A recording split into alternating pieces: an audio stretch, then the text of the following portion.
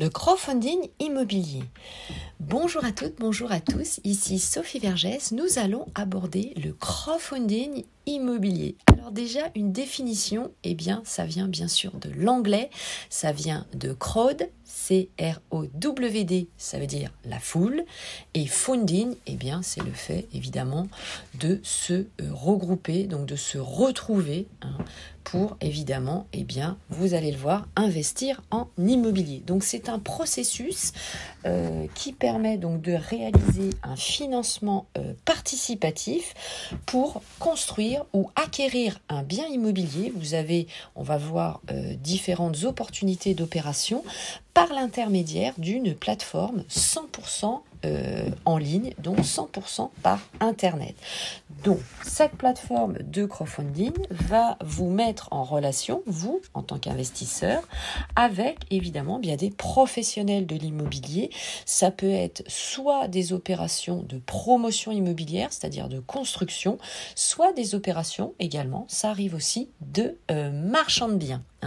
Alors, je vais citer plusieurs plateformes connues dans l'investissement, si vous souhaitez d'ailleurs faire ce parcours, on va dire, ce projet. Vous avez par exemple Fondimo, F-U-N-D-I-2-M-O, Fondimo. Vous avez Anaxago, WeSeed. Vous avez évidemment plusieurs plateformes numériques concernant ce type de crowdfunding.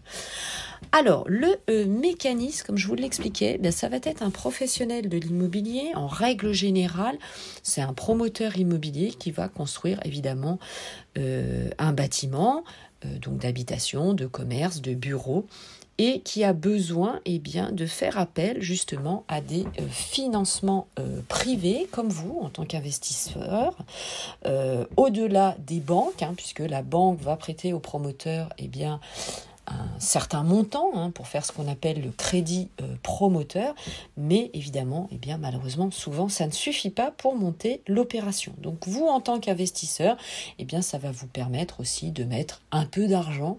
Évidemment, vous le savez, c'est comme tout. Dans chaque investissement immobilier, il y a des risques. Donc, vous allez bien sûr calculer ces risques. En règle générale, sur ce type d'investissement, on va vous dire qu'il faut investir 10% du montant de votre patrimoine immobilier. Pareil, on ne met jamais tous ses œufs dans le même panier, évidemment. Et vous allez mettre des sous qui vont être bloqués pendant un certain temps. En contrepartie, évidemment, à la fin du projet, le promoteur va vous rembourser avec, évidemment, un pourcentage. Alors, voyons cela justement en détail. Donc, vous allez notamment prêter de l'argent. Donc, il y a des contrats, bien sûr, qui sont signés, rassurez-vous, pendant une période qui peut être plus ou moins courte, entre 6 à 24 mois. Et donc, c'est ce que je vous disais.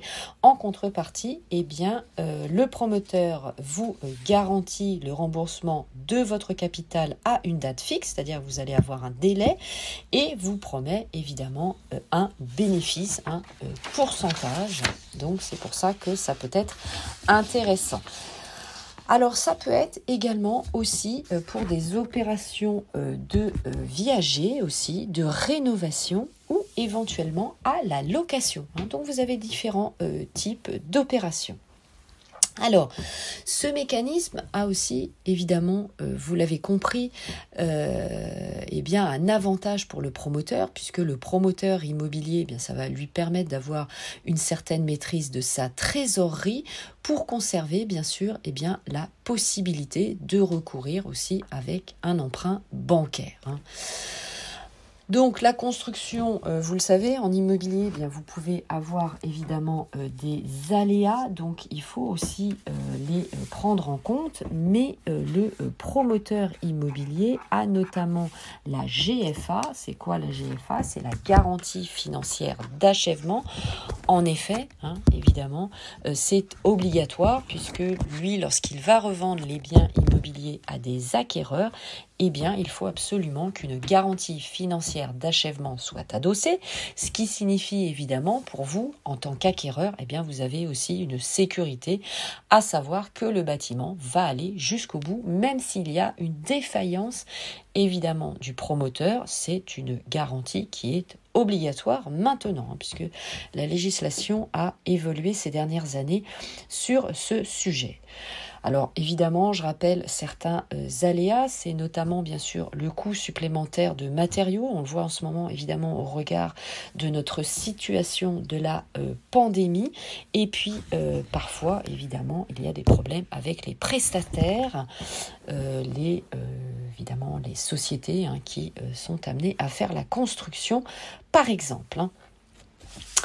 Alors, l'avantage de passer par des plateformes de crowdfunding, c'est qu'évidemment, les plateformes passées par les plus connues, les plus reconnues, bien sûr, poser toutes les questions nécessaires pour prendre votre décision, c'est qu'elle va déjà sélectionner les programmes immobiliers. Souvent, les plateformes de crowdfunding vont faire une opération avec un promoteur et puis elles vont faire des opérations récurrentes par la suite, une fois que tout se passe bien.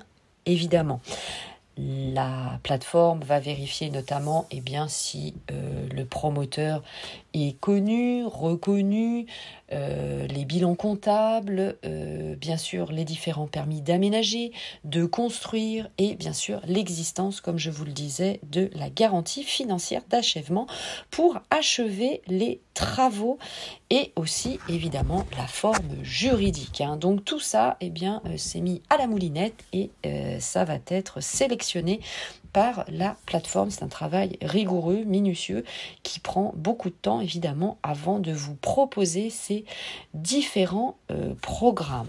Donc passer par une plateforme évidemment va vous constituer la garantie de votre investissement et évidemment de votre financement.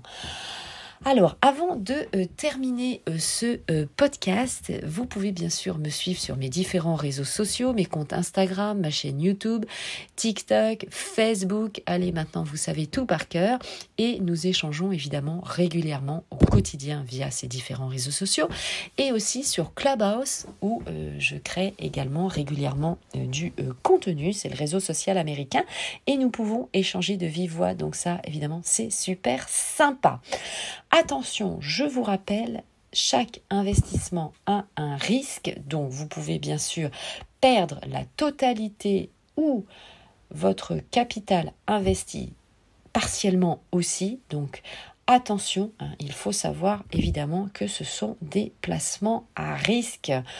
Donc faites très attention à vous. Pensez à passer par un professionnel aguerri et vous faire accompagner aussi par un expert comptable ou votre avocat, puisque vous savez, ce sont deux professionnels qui ont une certaine bienveillance, une empathie à votre égard et sauront évidemment vous mettre en garde contre ces différents placements. Allez, c'était tout.